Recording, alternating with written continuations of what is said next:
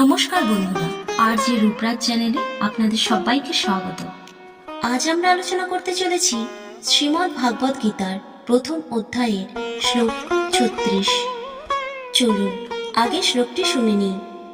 পাপমেবাশ্রয়েত্তস্মান হত্যৈতানাত্তায়িনঃ তস্মান্ নার্হ বয়ং হন্তুম ধার্তরাষ্ট্রান সবান্ধবান স্বজনং হি কথং হত্যা সুখিনঃ শ্যাম মাধবা।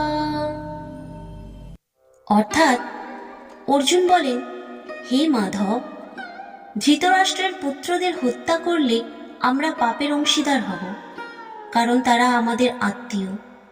স্বজনদের হত্যা করে আমরা কেমন করে সুখী হতে পারি? শ্লোকটির তাৎপর্য। এই শ্লোকে অর্জুনের গভীর মানসিক দ্বন্দ্ব প্রকাশ পায়। তিনি উপলব্ধি করেন যে যুদ্ধের মাধ্যমে পরিবারের সদস্যদের হত্যা করলে তা পাপেরই কাজ হবে এবং এতে তার নিজেরই ক্ষতি হবে। অর্জুন বুঝতে পারছেন যে উদ্দেশ্যে এই যুদ্ধ করা হচ্ছে তা অন্যায় নয়, কিন্তু প্রিয়জনদের রক্তপাত ঘটিয়ে সেই লক্ষ্য অর্জন করা কোনো কল্যাণ বয়ে আনবে না। তিনি কৌরবদের আততায়ী হিসেবে স্বীকৃতি দিলেও তাদের প্রতি তার মমত্ববোধ এবং পারিবারিক সম্পর্কের টান তাকে সংকটে ফেলে দেয়।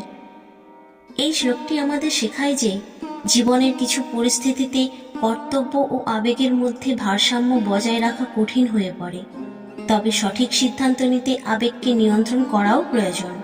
অর্জুনের এই দ্বন্দ্ব আমাদের শেখায় যে কঠিন সিদ্ধান্ত গ্রহণের ক্ষেত্রে আত্মীয় ও প্রিয়জনদের প্রতি মমত্ব থাকা স্বাভাবিক, কিন্তু বৃহত্তর কল্যাণের জন্য সঠিক পথ নির্বাচন জরুরি। এই শিক্ষাটি আমাদের জীবনের দ্বন্দ্বময় পরিস্থিতিতে সঠিক ও ন্যায়নিষ্ঠ সিদ্ধান্ত গ্রহণের গুরুত্ব বোঝায়, যেখানে আবেগ ও কর্তব্যের মধ্যে সামঞ্জস্য বজায় রাখতে হয়। আজকের শ্লোক এই পর্যন্তই।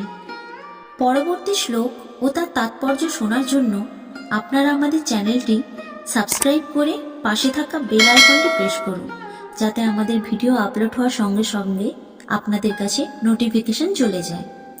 আর আমাদের ভিডিওটি যদি আপনাদের ভালো লেগে থাকে তাহলে ভিডিওটিকে লাইক করে শেয়ার করে দেবেন। আপনাদের সাপোর্ট আমাদের অনুপ্রাণিত করবে। রাধে রাধে।